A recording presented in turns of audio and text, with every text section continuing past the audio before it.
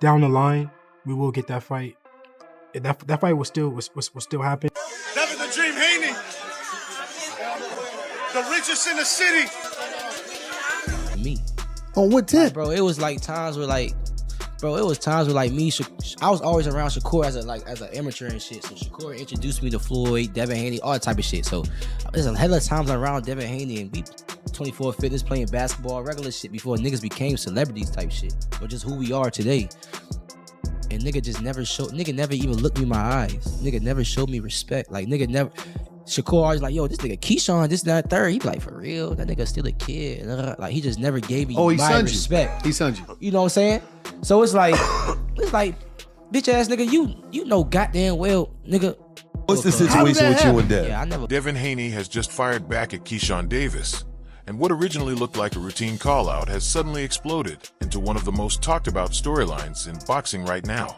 It all began after Keyshawn Davis's latest win, when his confidence was at an all-time high and his message was crystal clear. He didn't just want any fight, he wanted Devin Haney. Why is that the fight for you? Let's go. His father in my DMs keep screenshotting stuff that we saying.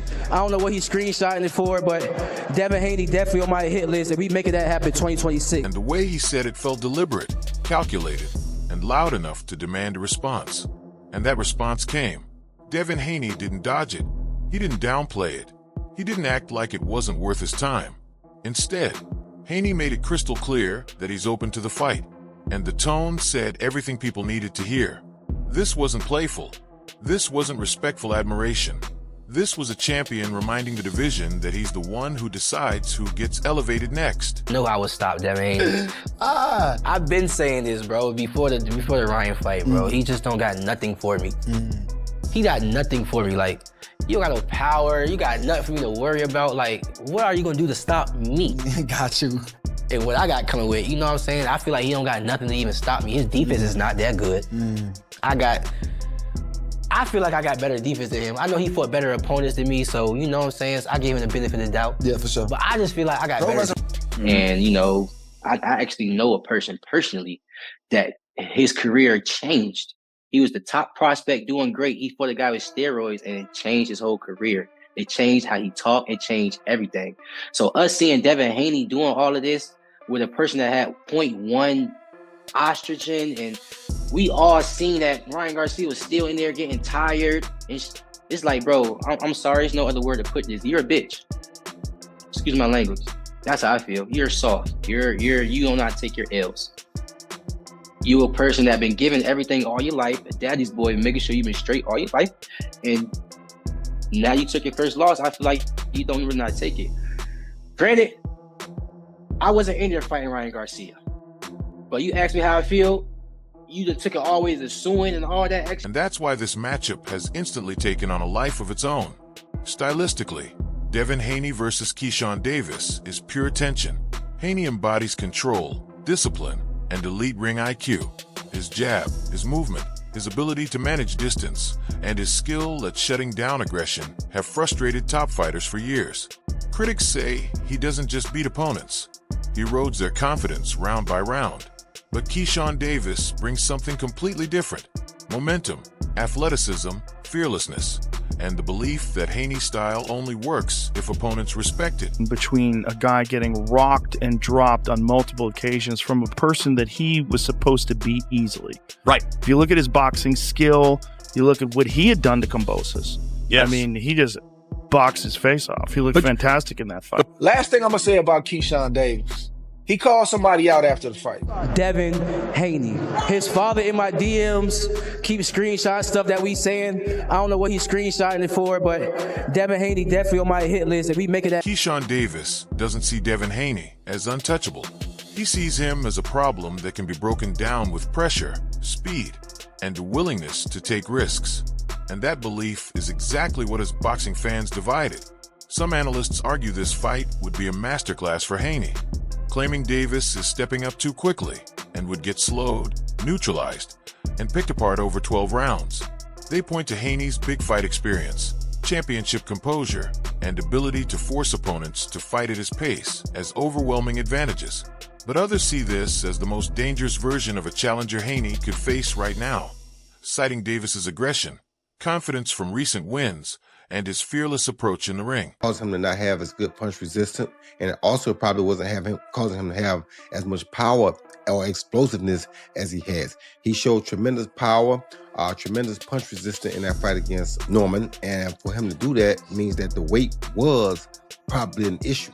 Now, if Keyshawn comes up, or if they even do a catch weight, a 143, 144, it's gonna be a very interesting fight because I think Devin has more tools and more IQ right now, but Keyshawn is different. So you gotta have that intangibleness about him, where he can be a different guy when it's time to be a different guy. You can never count him out. However, if I were pushing Keyshawn, I would have another fight or two before I fight Devin, just for experience purposes. And if I was Devin, I would try to jump on it right now before he gets those couple fights, because the more experience he gets, the harder he's gonna become to beat. Yeah, that's gonna be a tough fight for Keyshawn Davis, and I think in many respects, Devin Haney too. You can't take Keyshawn Davis light. He can really fight. He's really like that. The weight difference is a concern, and it's a fair question. Is he ready now? Is he ready a fight or two from now? But that's the fight, really. If you really want to scream, I'm back. That's the type of fight that you want, because obviously it's in the Turkey Al-Sheikh universe, and that's a fight that's gonna get made. You're gonna make a career high payday. But if you are able to beat Devin Haney, brother, when I say the sky's the limit, the sky is the limit. They argue that if Davis can push the tempo, make it physical, and force Haney into exchanges instead of a chess match, the entire dynamic of the fight shifts instantly. That's where the drama really ignites, because this isn't just about styles. It's about timing and momentum. For Haney, the fight is about control, about shutting down the noise before it grows, about proving that the next generation can talk all they want. But the results remain the same. A dominant win would cement his status as one of boxing's most technically precise fighters, and silence critics who claim he avoids danger. For Davis, it's about acceleration, about skipping the line, and proving that confidence isn't arrogance if you can back it up. That now I see the difference between boxing and dodging hits and running so you don't get hit. I clearly see the real. So Shakur, whatever I said, if I said anything, I don't know if I said anything, I apologize. You are a great boxer, a great defender, bro. Because what Devin Haney did is running. That nigga ran, bro. The only thing he didn't do was turn his body that way, because he ran, bro. And the bull wasn't even like a good fighter for him to run from. So the shit was crazy, bro. Like, that's why I said Rolly need to fight him, take his belts, and then let Ryan fight him so they both can go out on a bang. Because both of them need to retire after this shit. You know what I'm saying? So knock people. It's just Devin Haney just has the inferior, genetics. God. His genetics are beyond horrible with his sloppy legs and his weak. A win here wouldn't just elevate him. It could completely change his career overnight. That's why the boxing world is buzzing over this matchup. Opinions are split. Fans are debating who would control whom. Some say it's a mismatch, while others argue it's exactly the kind of fight that exposes champions. And now that Devin Haney has fired back, this doesn't feel hypothetical anymore. It feels like a collision being brought to life. Because if this fight happens, it won't just headline a card. It could define a year in boxing. And one way or another, someone's reputation is about to change forever. Devin Haney. Me and Devin been had a little controversy back and forth for some years now. Honestly, I'm gonna be real with you. And Bill and Haney been in my DMs, DM me and stuff like that. So I already knew what they was coming to the fight for. I'm gonna be real with you. They was coming to fight to watch me, for sure. And since that I won in spectacular fashion, I feel like, let's get it on, let's fight. You know what I'm saying? What was always the issue most of the time? This is what the fighters, not the fighters. The fighters always want to see the great fights, but the fans would love to see this. What do you think is going to be in the way of making a fight, Keyshawn Davis versus Devin Haney? What can actually make that happen? Because there's so many layers that have to happen for a fight of this magnitude to happen. What do you think needs to do? To happen right away. For happen right away, if it make money, it makes sense. Yeah. Mm-hmm. Be real with you. Like me right now, I'm gonna be real with you. Like I'm gonna be real with both of y'all. I'm in a position to where like I can stay at 140 and I can just go crazy at 140. I don't have to go up to 147 to fight none of them fighters. Right. I'm making the decision to go up to be great. You know what I'm saying?